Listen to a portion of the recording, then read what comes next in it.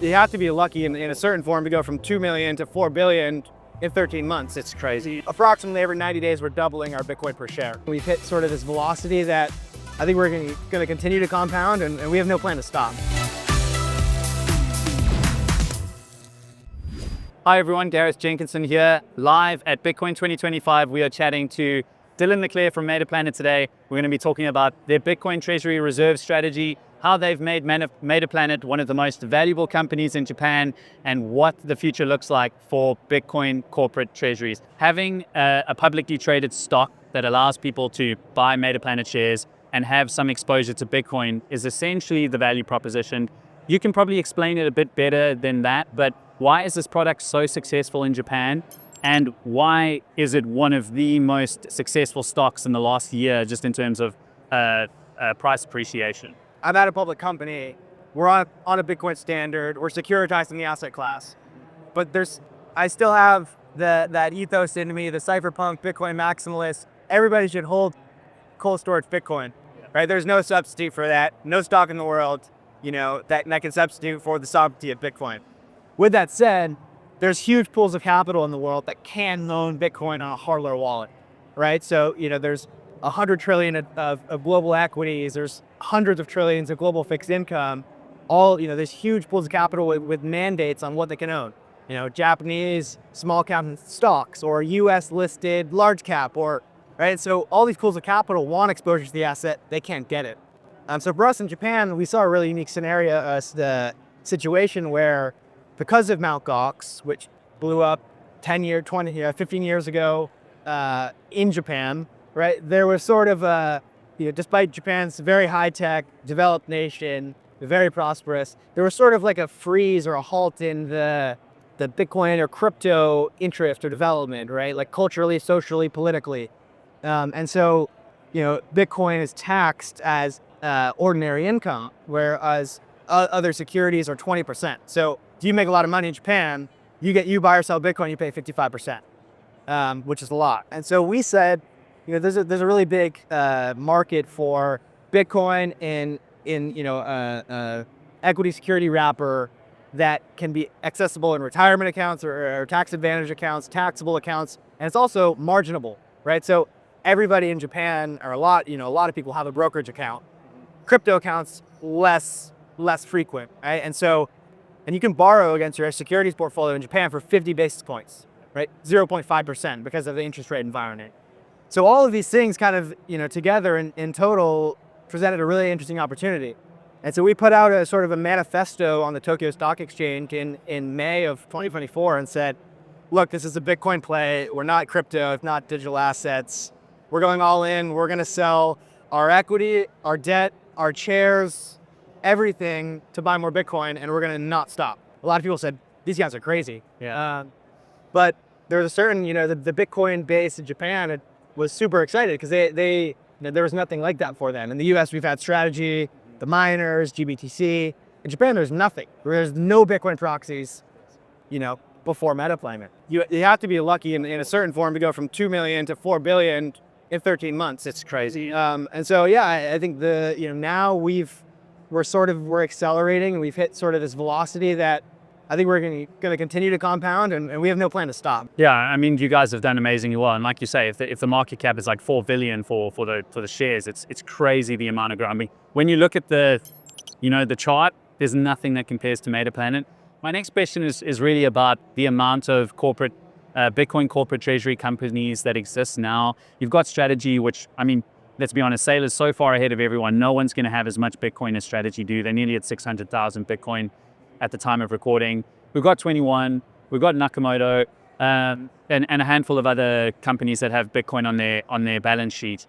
When it comes to the competition between the companies and how you measure that, MNAV has been spoken about a lot as like the real metric that matters. Can you explain that in layman's terms, and why all these companies are measuring MNAV and Bitcoin per share is like the main KPI for the performance? Yeah, so I think the important thing to understand, right, is that in the equity markets, all global equities are trading based on a forward expectation of discounted cash flows or a forward expectation of the business prospects, right? Just because of this is how equity markets work. They're discounting the future. And so for a Bitcoin treasury company or a company that says our sole goal is to maximize a Bitcoin exposure for our shareholder base, right? Approximately every 90 days, we're doubling our Bitcoin per share. And so when a company is trading at a multiple of its net asset value, equity dilution, which is traditionally bad. Yes. You don't want, if you own 10% of Coca-Cola and you're Warren Buffett and Coca-Cola doubles its shares outstanding, you don't like it. You want less of the business. Yeah. But for MicroStrategy shareholders or Metaplanet shareholders, you want more Bitcoin, right? So when there's a dilution event and then the proceeds are recycled back into the VTC, you own more BTC per share. Yes. And so the MNAV is just the ratio of your enterprise value to the net asset value. I think it's an important metric, but a lot of people are looking at static snapshots. So they say strategies where MNAV is 2x, Metaplanet's MNAV is 3 or 4 or whatever. I think that's important, but it's also people need to factor in as an investor. What is the velocity of the the turnover of the actual trading volume, but also of the execution of the treasury operations, right? So how much is your BTC yield or your Bitcoin per share increase year to date, and also what if your volume, you have your absolute volume, the trading volume, but what percent of that volume are you actually issuing equity capital? Right, so people look at the static snapshot and they say, okay, this company's worth this and this company's worth this. But two companies could have a 2x MNAV each. Yeah. And one could grow 10 times faster. Yeah. If the relative turnover and the relative equity dilution of the treasury operations has a higher velocity, is spinning faster. Yeah. Right, so I think there's sort of this new wave of metrics and KPIs and investor tools, and it's still being figured out. This is a more philosophical question, and you touched on it earlier. When it comes to corporate treasuries and even nation-state adoption of Bitcoin, it's fantastic for Bitcoin advocacy and bringing more people on board. But at the same time, it removes a lot of people just buying and holding and using Bitcoin as a means of payment. How do you feel about that? Do you have some qualms with the institutionalization of Bitcoin? Ironically, this is what everyone wanted 5 years ago, and now we have it, and everyone's like, "Hey, this is against the ethos of Bitcoin." How do you feel about that? I don't think it's mutually exclusive. You can have Bitcoin Beach in El Salvador using Bitcoin as a medium of exchange, and you can have Michael Saylor building a treasury that he will never sell and never move. So Metaplanet is acting on behalf of, let's say, 100,000 people, and we're transacting on chain once a month or once a week, right? And so that, in a way, is Bitcoin scaling, because to buy our Bitcoin, we're conducting tens of thousands of transactions over a 1 day or 1 week span, right? And then we consolidate, send one Bitcoin transaction. So there's hundreds of billions of dollars of notional Bitcoin exposure that's not being, reflected in an on-chain transaction. I think that's fine. That's the natural scaling, right? I think if we're going to go to 8 billion people using Bitcoin, not everybody is going to be transacting on-chain every day. I mean, just the pure block space constraints, that's true, right? So, for me, it was always inevitable. I was always that, okay, right now, this is a cypherpunk club movement in 2020. 5 years from now, Wall Street and all the corporations, they're going to be going hand over fist. Now, I think that's proving to be true.